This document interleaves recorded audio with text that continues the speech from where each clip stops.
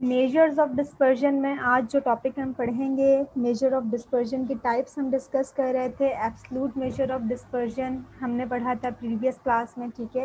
Absolute measure of dispersion की तमाम types जो है वो हमने कर ली थी। आज मेजर ऑफ डिस्पर्जन जो हम पढ़ेंगे उसकी सेकंड टाइप को डिस्कस करेंगे, relative measure of dispersion. Relative measure of dispersion क्या होती है ये मैं आपको बता चुकी हूँ। रिलेटिव मेजर ऑफ डिस्पर्जन में आपके पास जो है वो रेशियो की फॉर्म में होता है या कोफिशिएंट और परसेंटेज की फॉर्म में जो है आप क्या करते हो, फाइंडिंग्स करते हो, ठीक है। कब ये हमारे पास यूज़फुल होता है रिलेटिव मेजर ऑफ डिस्पर्जन?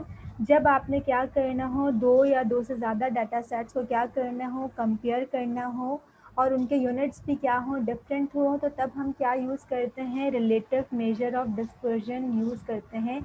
अगर हमने जो है क्या करनी है, किसी दो डाटा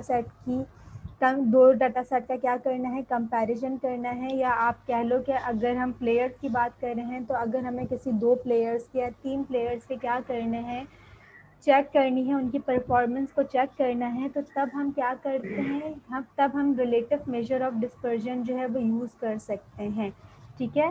तो परफॉर्मेंस अगर हमें चेक करनी हो तो उसके लिए भी जो है वो रिलेटिव मेजर ऑफ डिस्पर्जन जो है वो बेस्ट होता है यूज़ करने के लिए।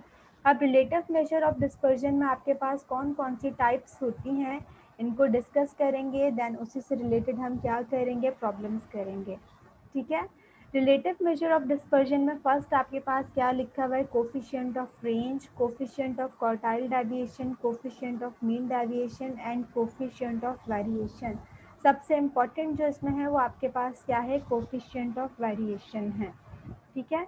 कोफिशिएंट ऑफ रेंज का यहाँ पर फॉर्मूला लिखा हुआ है, क्या फॉर्मूला लिखा हुआ है आपके पास, maximum value minus minimum value divided by maximum value plus minimum value. बहुत इजी है इसको फाइंड आउट करना, ठीक है। इसी तरीके से कोफिशिएंट ऑफ क्वार्टाइल डेविएशन आपके पास किसके इक्वल है, Q3 minus Q1 divided by Q3 plus Q1। Coefficient of mean deviation आपके पास है, जब आप coefficient of mean deviation about mean find out करोगे तो वो आपके पास किसके इक्वल होता है, mean deviation about mean divided by mean, ठीक है। इसी तरीके से coefficient of mean deviation about median जब आप फाइंड आउट करोगे तो उसका फॉर्मूला आपके पास किसके इक्वल होता है, mean deviation about median divided by median. And fourth one आपके पास क्या है, कोफिशिएंट ऑफ वेरिएशन है, जो कि सबसे important relative measure of dispersion है। कोफिशिएंट ऑफ वेरिएशन भी जो है वो मैंने आपको क्या बताया, क्योंकि रिलेटिव मेजर ऑफ डिस्पर्जन हम कब यूज़ करते हैं, जब हमारे पास जो है यूनिट्स डिफरेंट हो या अगर हमें जो है वो क्या करना हो, कंपेयर करना हो, दो डाटा सेट्स में क्या वेरिएबिलिटी आ रही है, ठीक है। तो तब जो है हम क्या करते हैं, कोफिशिएंट ऑफ वेरिएशन जो है वो फाइंड आउट करते हैं। तो अगर लेट सपोज अगर मैं बात करूं प्लेयर्स की, कि प्लेयर्स जो है मैंने कोई दो प्लेयर्स ले लिए और उनके रन्स जो है मेरे पास उसका डाटा है, ठीक है। दो प्लेयर्स के रन्स का मेरे पास डाटा है कि इतने मैचेस में इन्होंने ये रन क्या किए, स्कोर किए।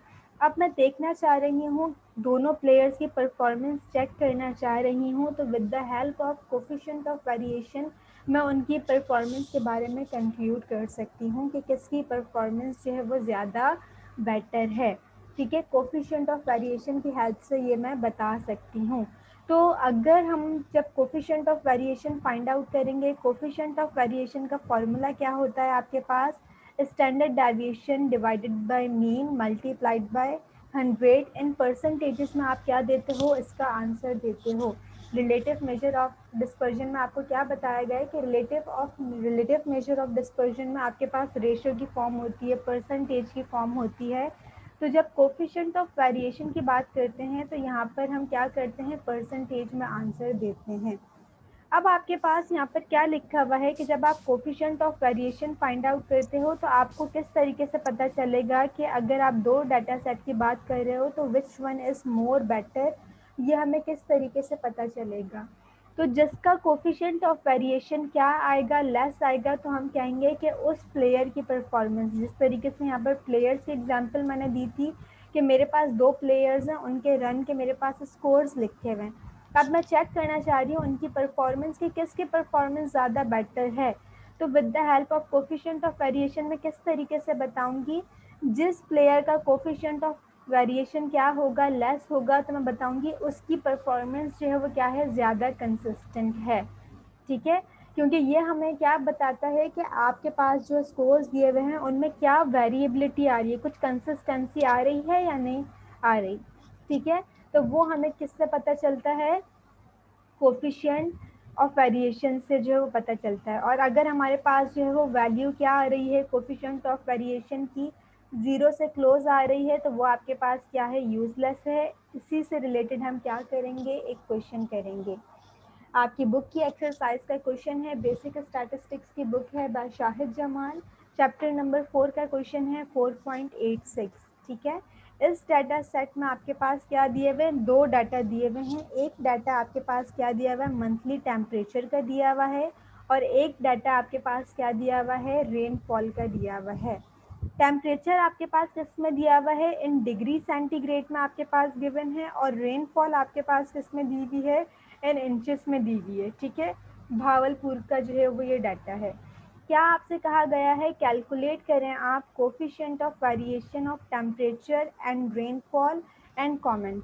ठीक है, तमाम मंथ्स का जो है वो आपके पास क्या दिया हुआ है, टेम्परेचर बताया हुआ है इन डिग्री सेंटीग्रेड में, और रेनफॉल इन इंचेस में जो है वो बताई गई है।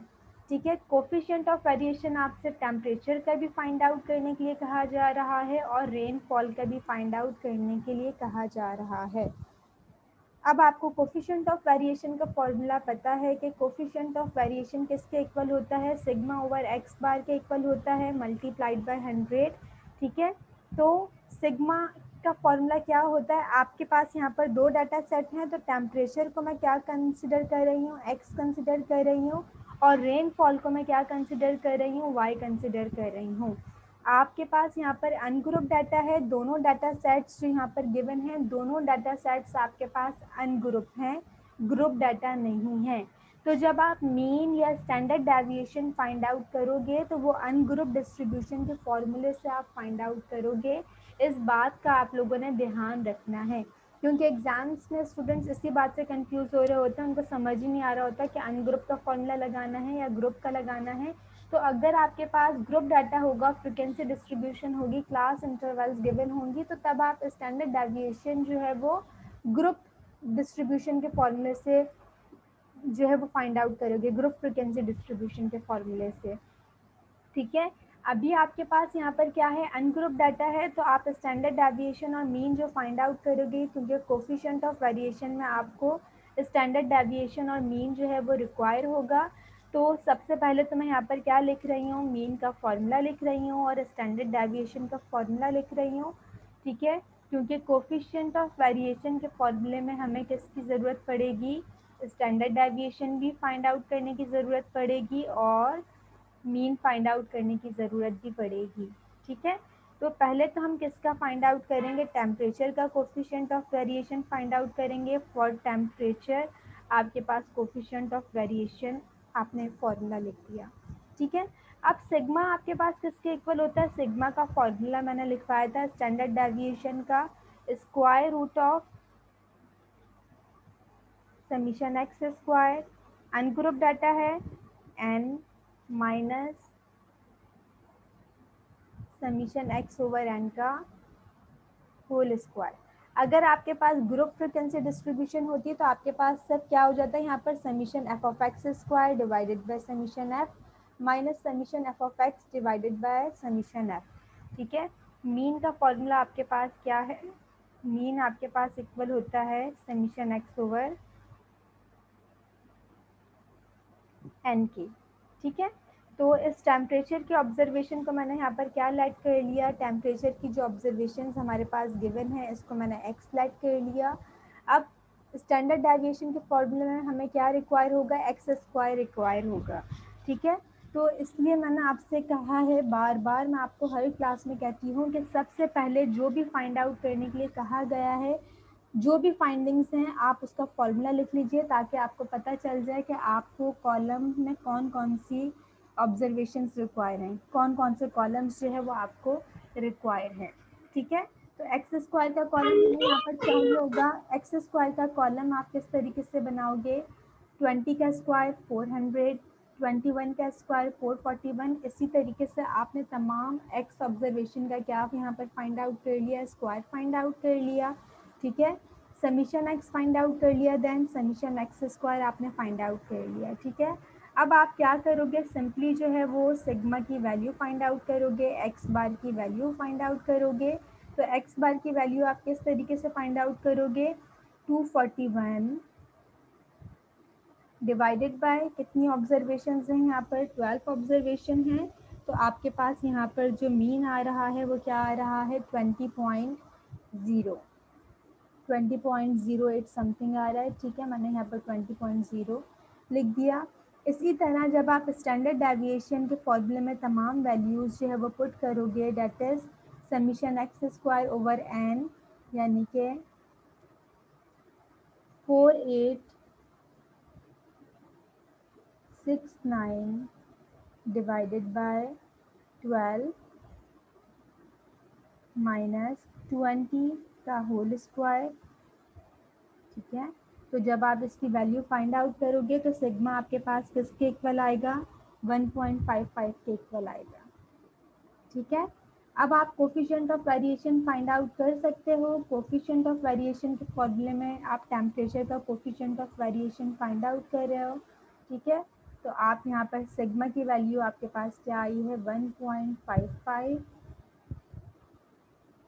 डिवाइडेड बाय 20 मल्टीप्लाइड बाय 100, ठीक है। तो जो आपके पास आंसर आएगा उसको आप किस तरीके से लिख दोगे, आपके पास आंसर आएगा यहाँ पर 0.077, ठीक है। तो जब आप इसको 100 से क्या करोगे, मल्टीप्लाई करोगे, तो आप आंसर जो है कोफिशिएंट ऑफ वेरिएशन का किस में दोगे, परसेंटेज में दोगे, ठीक है। तो आपके पास क्या आ जाएगा, 7.7% जो है वो कोफिशिएंट ऑफ वेरिएशन आ जाएगा, ठीक है।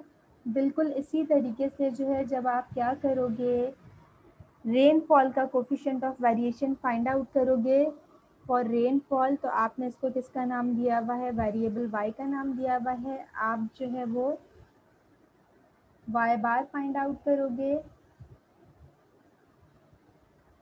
ठीक है। वाई बार फाइंड आउट करोगे, वाई बार फाइंड आउट करोगे तो आपके पास जो वैल्यू आएगी वो क्या आएगी, 3.75, ठीक है, समीशन वाई ओवर एन। इसी तरह जब आप स्टैंडर्ड डेविएशन फाइंड आउट करोगे तो स्टैंडर्ड डेविएशन आपके पास इसका किसके इक्वल आएगा, 2.06 के इक्वल आएगा।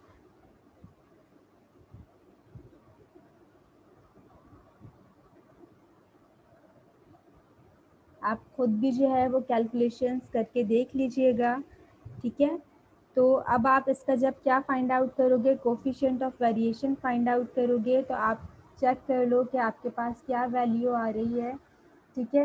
किसका कोफिशिएंट ऑफ वेरिएशन जो है वो लेस आ रहा है, जिसका कोफिशिएंट ऑफ वेरिएशन क्या आ रहा होगा, लेस आ रहा होगा, आप उसको क्या कहोगे कि वो उसकी वैल्यूज़ जो हैं वो क्या हैं, ज़्यादा कंसिस्टेंट हैं।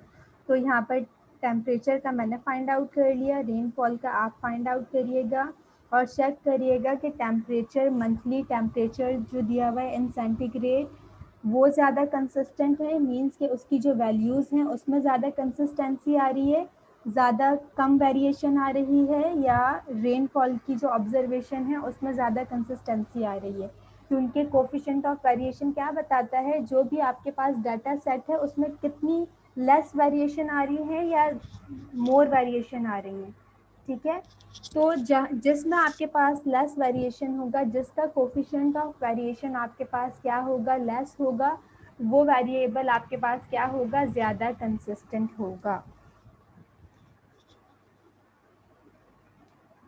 तो इसमें जो है वो आप coefficient of variation find out कर सकते हो। बिल्कुल इसी तरीके से एक प्रॉब्लम मैंने आपको करवाया था प्रीवियस क्लास में, उसमें भी आपने क्या करना है, coefficient of variation find out करना है। यहाँ पर मैंने ये डाटा मैंने आपको दिया था, ठीक है। तो इस डाटा में मैंने आपको स्टैंडर्ड डेविएशन फाइंड आउट करके बताया था, ठीक है, मीन फाइंड आउट करके बताया था। अब इसी डाटा सेट पर आप क्या करोगे, कोफिशिएंट ऑफ वेरिएशन भी बताओगे और चेक करोगे कि कौन सा जो है वो ज़्यादा कंसिस्टेंट है, एलोकेट ए जो है वो ज़्यादा कंसिस्टेंट है या एलोकेट बी जो है वो ज़्यादा कंसिस्टेंट है। इसी तरह यहाँ पर आपके पास ऑटो एनालाइजर मेथड की एक एग्जांपल करवाई थी मैंने, माइक्रोएंजाइमेटिक मेथड की ऑब्जर्व आपको एक एग्जांपल करवाई थी। 2 डाटा सेट थे, इसका वेरिएंस और रेंज वगैरह फाइंड आउट करना मैंने आपको बताई थी। तो आप जो है वो कोफिशिएंट ऑफ वेरिएशन के थ्रू भी बता सकते हो कि कौन सा मेथड जो है वो ज़्यादा सूटेबल है या कौन से मेथड की परफॉर्मेंस जो है वो ज़्यादा अच्छी है। ठीक है, आप कोफिशिएंट ऑफ वेरिएशन के थ्रू जो है वो बता सकते हो परसेंटेज में।